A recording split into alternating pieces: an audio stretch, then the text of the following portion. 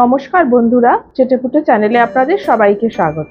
আজকে আমি আপনাদেরকে সর্ষে বেগুনের একটা রেসিপি করে দেখাবো সহজ পদ্ধতিতে। আর এই রেসিপিটা বানিয়ে কিন্তু রুটি পরোটার সাথে খেতেই বেশি ভালো লাগবে। আবার আপনারা চাইলে কিন্তু ভাতের সঙ্গেও খেতে পারেন।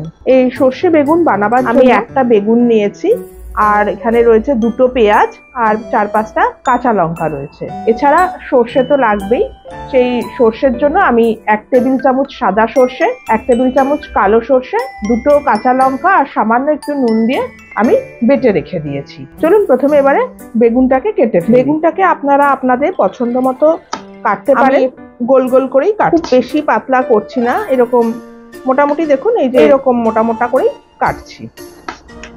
দেখুন আমি এরকম ভাবে গোল গোল করে কেটে নিয়েছি। এবারে বেগুনটাকে আমি সামান্য নুন আর হলুদ মাখিয়ে নেব। আর যে দুটো পেঁয়াজ আমি নিয়েছি, পেঁয়াজটাকে আমি লম্বা লম্বা করে কেটে আপনাদেরকে দেখাচ্ছি। দিয়ে দিচ্ছি খুব সামান্য একটু পরিমাণ হলুদ আর সামান্য একটুখানি নুন দিয়ে আমি এবার বেগুনটাকে ভালো করে মাখিয়ে নিচ্ছি। আমি একটা বেগুন দিয়ে করেছি, আপনারা বেশি সংখ্যক বেগুন দিয়েও করতে পারেন। সেক্ষেত্রে কিন্তু সর্ষেটার পরিমাণটা একটু বাড়িয়ে দেবেন। এবার এটাকে আমি 5 মিনিট মতো একটু রেখে দেখুন। আমি নিচে একটা কড়াই বসিয়ে দিয়েছি। আমি এখানে 1.5 টেবিল চামচ মতো সর্ষের তেল গরম করছি। আর যে দুটো পেঁয়াজ আমি রেখেছিলাম, পেঁয়াজটাকে আমি এরকম ভাবে কেটে নিয়ে এসেছি। তেলটা গরম হয়ে গেলে প্রথমে আমি বেগুনটাকে ভেজে, তেলটা গরম হয়ে গেছে, এবার আমি একে একে বেগুনটা ভেজে নিচ্ছি।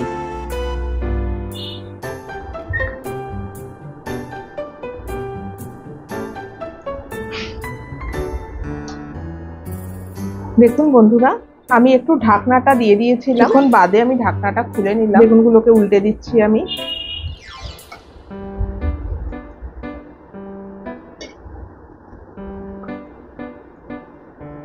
একটু পোড়া পোড়া ভাজা হবে, মোটামুটি সেদ্ধ হয়ে গেছে। ঢাকা দিচ্ছি না। এবারে আমি প্যান থেকে বেগুনগুলো তুলে দিচ্ছি।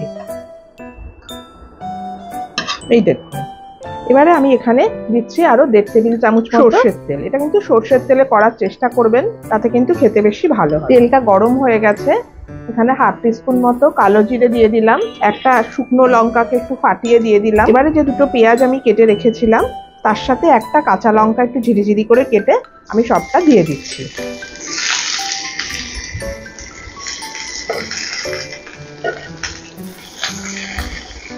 দিয়ে দিচ্ছি স্বাদ মতো নুন। নুনটা আমি এখনই দিয়ে দিলাম, আর বেগুন ভাজার সময় তো কিছুটা নুন দেওয়াই হয়েছিল, এই জন্য নুনটা কিন্তু একটু বুঝে দেবেন। আর দিচ্ছি সামান্য একটু পরিমাণ হলুদ গুঁড়ো।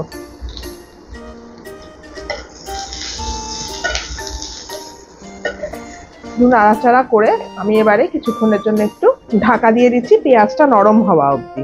ফ্লেমটা কিন্তু আমার একদম লোতে রয়েছে। ঢাকনাটা আমি খুলে নিলাম, পেঁয়াজটা অনেকটাই নরম হয়ে গেছে। এবারে ফ্লেমটা আমি সামান্য একটু বাড়িয়ে দিচ্ছি।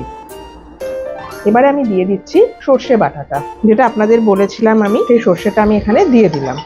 বেগুনটা কিন্তু সবার লাস্টে দেবেন, বেগুনটা আগে দেবেন না, দিলে একদম বেগুনটা নরম হয়ে যায়, বাজে লাগে খেতে। সর্ষেটা সামান্য বাটিটা ধুয়ে আমি একটু জল দিয়ে দিলাম, ভালো করে মিশিয়ে দিচ্ছি। খুব সামান্য একটু পরিমাণ মিষ্টি আমি দিচ্ছি, এটা অপশনাল, আপনাদের পছন্দ না হলে দেবেন না। একটা কাঁচা লঙ্কা দিয়ে দিলাম। এবার আমি কিছুক্ষণের জন্য একটু ঢাকা দিয়ে দিচ্ছি। কিছুক্ষণ বাদে আপনাদের দেখুন, কিছুক্ষণ বাদে ঢাকাটা আমি খুলে নিলাম। সর্ষে বাটা বেশি কষানোর দরকার পড়ে না, এটা কিন্তু একটু মাখা মাখা হবে। এবার আমি এখানে একটা বিশেষ জিনিস দিয়ে দিচ্ছি, সেটা হচ্ছে নারকেলের 3 টেবিল চামচ মতো নারকেলের দুধ আমি এখানে অ্যাড করে দিলাম। বাটিটা ধুয়ে সামান্য একটুখানি জল আমি দিয়ে দিচ্ছি। এবারে ভালো করে এবার একটু মিশিয়ে দিচ্ছি। এই সময় কিন্তু নুনটা, ঝালটা বা মিষ্টি যদি আপনারা দেন একটু চেক করে নেবেন, কারণ বেগুনটা দিয়ে বেশি নাড়াচাড়ার দরকার। এবারে আমি একে একে বেগুনগুলো অ্যাড করে দিচ্ছি। হালকা বাসন্তী একটা কালার হয়, এখানে কিন্তু কাশ্মীরি রেড চিলি পাউডার দেবেন, ধনে পাতা ইউজ করবেন না। বেগুনগুলোকে আমি উল্টে দিচ্ছি হালকা হাতে। এটা আমার প্রায় হয়ে গেছে। এখন আমি এবার একটু ঢাকা দিয়ে দিচ্ছি। দেখুন আমি এটা ঢাকনাটা খুলে আপনাদের দেখাচ্ছি, এটা একদম রেডি হয়ে গেছে। আমি আর ঘন করছি না, এটা ঠান্ডা হলে কিন্তু অনেকটাই ঘন হয়ে যাবে। এটুকুনি গ্রেভি আমার মনে হয় লাগবে। এবার আমি ফ্লেমটা অফ করে দিলাম। এবার কিছুক্ষণ স্ট্যান্ডিং টাইমে রেখে আমি আপনাদেরকে এটা সার্ভ করে দেখাচ্ছি। দেখুন বন্ধুরা, আমার এই সর্ষে বেগুনের রেসিপি রেডি। আমি এভাবে সার্ভ করলাম। আপনারা অবশ্যই কিন্তু বাড়িতে এটা একবার বানাবেন। আপনাদের কেমন লাগলো আমাকে কমেন্ট করে জানাবেন। আমার এই রেসিপিটা যদি আপনাদের ভালো লেগে থাকে তাহলে আমার চ্যানেলটিকে অবশ্যই কিন্তু সাবস্ক্রাইব করবেন আর ভিডিওটিকে একটি লাইক করে আমার পাশে থাকবেন প্লিজ। আর ফেসবুক থেকে দেখলে আমার পেজটিকে কিন্তু ফলো করে রাখবেন। আজ তাহলে চলি, আবার চলে আসবো অন্যদিন নতুন কোনো রেসিপি নিয়ে। সুস্থ থাকবেন, ভালো থাকবেন, নমস্কার।